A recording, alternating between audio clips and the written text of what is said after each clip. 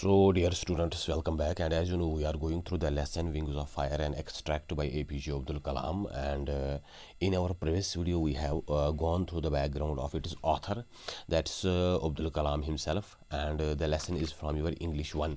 तो इसका कुछ हिस्सा ऑलरेडी हमने पिछली वीडियो में देख लिया. अभी हम यहाँ से स्टार्ट करेंगे. कलाम loved interacting with young minds and aimed at igniting their imagination through their writings.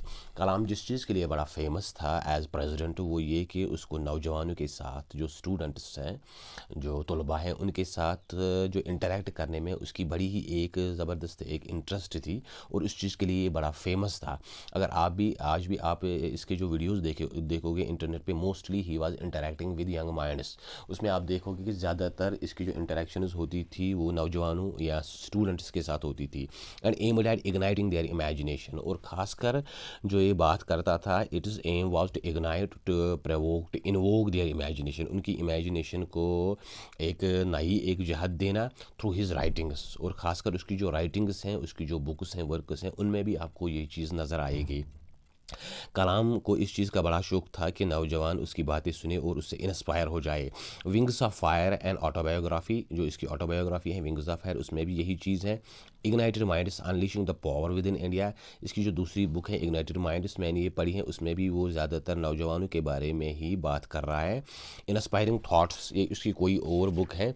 You are born to blossom, take my journey beyond, and ये इसकी कोई और वर्क है. और फ्यू सच वर्क्स, ये इसकी कुछ ऐसी वर्क्स हैं जिनमें जो ज़्यादा फोकस उसका रहा है वो यूथ पे रहा है, नौजवान तबके पे रहा है.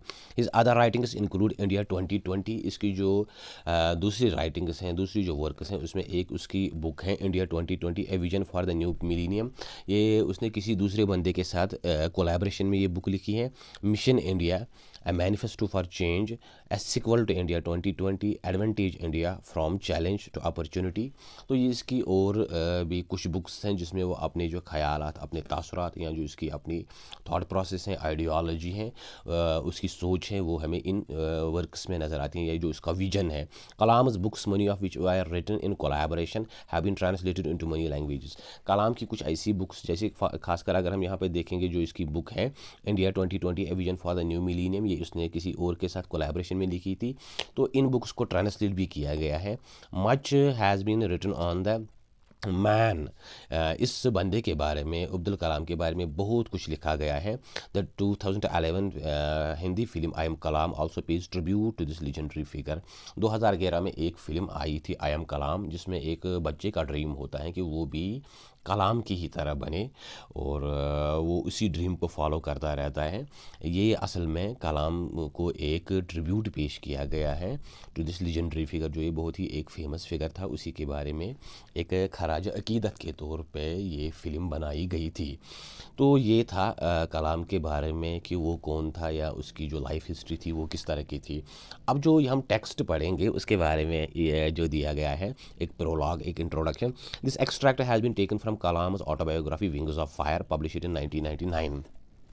ये जो एक्सट्रैक्ट हैं, ये जो इक्तबास है, ये जो फ्रैगमेंट है, जो ये आपकी लेसन है, ये इसकी असल में ऑटोबायोग्राफी है, सवानी हयात है, उसी से ये लिया गया है. That is Wings of Fire and it has been published in 1999.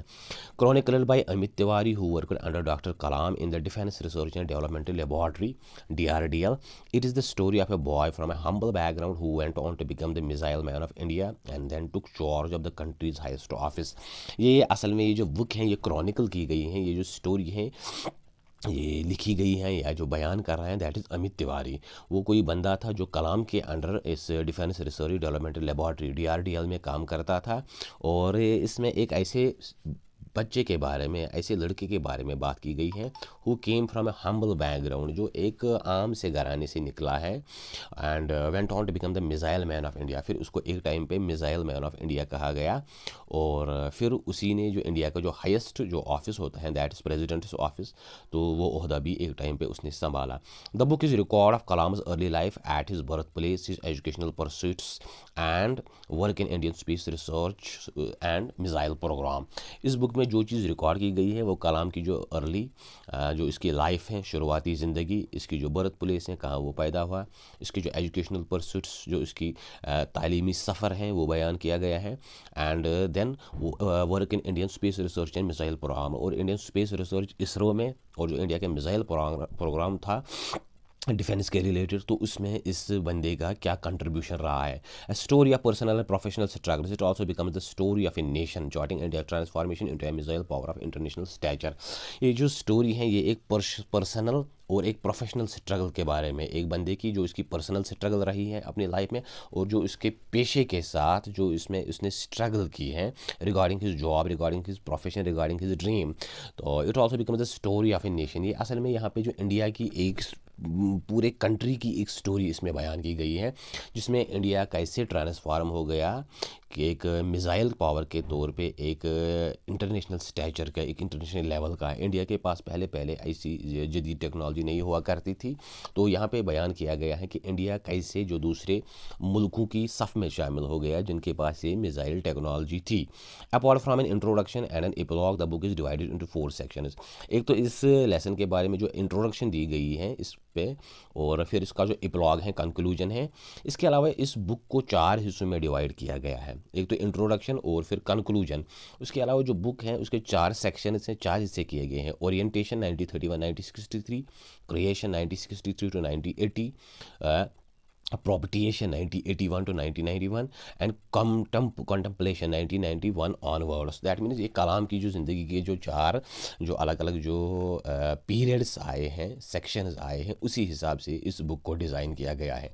Each section deals with an important phase of Kalam's life. पूरा सेक्शन जो है, ये पूरे सेक्शंस जो हैं, हिस्से जो हैं, ये कलाम की ज़िंदगी की जो अलग अलग जो फेजेस आए हैं, दौर आए हैं, उनके बारे में इसमें बात की गई है। He talks about his achievements and the people who made them possible. Kalam इसमें उन लोगों के बारे में बात कर रहे हैं जिन्होंने उसको ये अचीवमेंट्स हासिल करने में मदद की, और कैसे उसने इतनी बड़ी अचीवमेंट्स हासिल किए। फॉर एग्जांपल फैमिली मेम्बर्स, जो इसके घर वाले थे, फ्रेंड्स, दोस्त, टीचर्स, उस्ताद एंड कोलीग्स, और जो इसके साथी थे। In the process Kalam emerges a man of exceptional grit. और इसमें दिखाया गया है कि कैसे वक्त के साथ साथ कलाम एक बड़े ही एक एक्सेप्शनल, गैर मामूली एक जो इसने एक हिम्मत दिखाई, इंटेग्रिटी। और इसमें दिखाया गया है कि कैसे कलाम जो है वक्त के साथ साथ उसका जो कैरेक्टर है वो बड़ा एक्सेप्शनल साबित हुआ, और एक इंटेग्रिटी, एक जेनरोसिटी उसके स्पिरिट में नज़र आई, उसके कैरेक्टर में नज़र आई। अ ब्रिलियंट साइंटिस्ट, और उसने साबित किया कि वो सच में एक ब्रिलियंट, एक आउटस्टैंडिंग एक साइंटिस्ट है। He also reveals a deeply spiritual side to his personality. और उसकी जो पर्सनैलिटी में एक दूसरा साइड है जो हमें उसकी जो वर्क्स है उसमें नज़र आता है, चाहे इसकी आप कोई भी बुक उठा के देख लो। एक स्पिरिचुअल साइड, एक रूहानी साइड, एक रिलीजियस एक इन्फ्लुएंस जो उसकी फैमिली का था, उसकी माँ का था, या जो दूसरे लोग उसके आसपास थे, वो हमें उसकी पर्सनैलिटी में नज़र आता है। Written in a simple but engaging style. उसकी कोई भी वर्क आप देख लो, मैंने उसकी खाली एक ही बुक पढ़ी है, वो बड़ा ही सिंपल एक लूसिड अंदाज में लिखता है, बट एंगेजिंग स्टाइल। लेकिन आप जब उसकी बुक पढ़ते हो, उसकी वर्क्स पढ़ते हो, तो आप उनमें पूरी तरह एंगेज हो जाते हो, आपका इंटरेस्ट उसी में रहता है। The book is interspersed with reference and lines from literary, philosophical and religious text. और उसकी जो वर्क्स हैं उसमें आपको बड़ी रेफरेंस नज़र आएगी, चाहे वो रिलीजियस बुक्स हैं, कुरान, गीता, या जो दूसरे रिलीजियस स्क्रिप्चर्स हैं, या जो फिलोसफर्स आए हैं जिनसे वो इन्फ्लुएंस हुआ है, या कोई लिटरेरी जो अदबी बंदा है उनसे वो इंस्पायर हुआ है। Pointing to Kalam's profound thinking and wide reading. उससे हमें समझ आता है कि इस बंदे की जो सोच थी वो कितनी बड़ी थी, और कितनी वसी थी, और उसकी जो रीडिंग थी, उसने की जो चीज़ें पढ़ी थी वो काफ़ी ज़्यादा थी। दूसरी जो एक तो साइंस था, और apart from his own subject this aeronautics, जो दूसरे फील्ड्स हैं उस पर भी इस बंदे की बड़ी गहरी नज़र थी। The selected extract is from orientation which is largely personal in nature. ये जो अभी हम जो आपकी लेसन है, ये इसके जो सेक्शन है दैट इज़ फ्रॉम ओरिएंटेशन, उसी से ये ली गई है, which is largely personal in nature, जिसमें वो पर्सनल चीज़ों के बारे में, पर्सनल लाइफ के बारे में बात कर रहा है। In this section Kalam reminiscences about his birth place. Kalam इस सेक्शन में जो इसकी बर्थ प्लेस है तो उसके बारे में बात कर रहा है, हिज फैमिली, अपने घर वालों के बारे में, एंड हिज क्लोज फ्रेंड्स, और जो इसके साथी हुआ करते थे। He talks in detail about his academic journey, और फिर वो अपनी जो इसकी एकेडमिक जर्नी है, तालीमी सफ़र जो है उस पर वो बात कर रहा है। From the local school to Schwartz High School, एक लोकल स्कूल से कैसे उसने श्वार्ट्स हाई स्कूल का सफ़र किया, then to Saint Joseph College, फिर सेंट जोसेफ कॉलेज चला गया, and finally to Madras Institute of Technology, फिर कैसे फाइनली उसने जो अपनी आला तालीम हासिल की वो मद्रास इंस्टीट्यूट ऑफ टेक्नोलॉजी से की, जिसको आजकल आईआईटी चेन्नई कहा जाता है। Coming from an unprivileged social context, वो बिल्कुल ही एक अनप्रिविलेज्ड एक घराने से आया था जिनकी कोई ज़्यादा समाजी कोई हैसियत नहीं थी। Kalam talks not only about his struggles but also his dreams and inspiration and the people who made it possible to actualize them. And Kalam here not only talks about his struggles but also his dreams and his aspirations and the people who helped him to actualize them. कलाम कह रहा है कि खाली उसकी जो struggles वही नहीं है बल्कि उसकी जो ड्रीम्स थे, एस्पिरेशंस थे, ख्वाब थे, और फिर कौन ऐसे लोग थे जिन्होंने उसकी मदद की इन चीज़ों को हासिल करने में। He pays tribute all the teachers who inspired him at different levels and in different ways. वो फिर अपने टीचर्स को ट्रिब्यूट पेश कर रहा है, खराज अकीदत पेश कर रहा है, जिन्होंने किसी भी लेवल पे किसी भी तरीके से उसकी मदद की। Apart from their intellectual acumen it was their human qualities, their compassion and broad mindedness that touched him for life. एक तो उन उस्ताद की जो इंटेलेक्चुअल ज़हनी सलाहियतें थी, इल्मी सलाहियतें थी, इसके अलावा जो इनकी ह्यूमन क्वालिटीज़ थी, इंसानी जो एक वो रवादारी या इंसानियत, और उनका एक कंपैशन, मोहब्बत या उनस, और ब्रॉड माइंडेडनेस, उनकी जो वसी सोच थी, तो जिससे कलाम बहुत ज़्यादा मुतासिर हुआ, बहुत ज़्यादा इस चीज़ ने उसको टच किया, उसकी लाइफ में एक बहुत बड़ी ये चेंज आई इन चीज़ों की वजह से। तो उसके बारे में भी वो यहाँ पे बात कर रहा है। With his account he emerges as a true role model. इस अकाउंट, इसकी जो ये ज़िंदगी का सफ़र है, इससे वो एक रोल मॉडल के तौर पे, एक इंस्पायरेशन के तौर पे, एक आइकन के तौर पे उभरा। And inspiration who exemplifies a liberated mind, एक ऐसी इंस्पायरेशन, एक ऐसी मिसाल के तौर पे जो एक लिबरल माइंड, एक वसी सोच की अलामत है।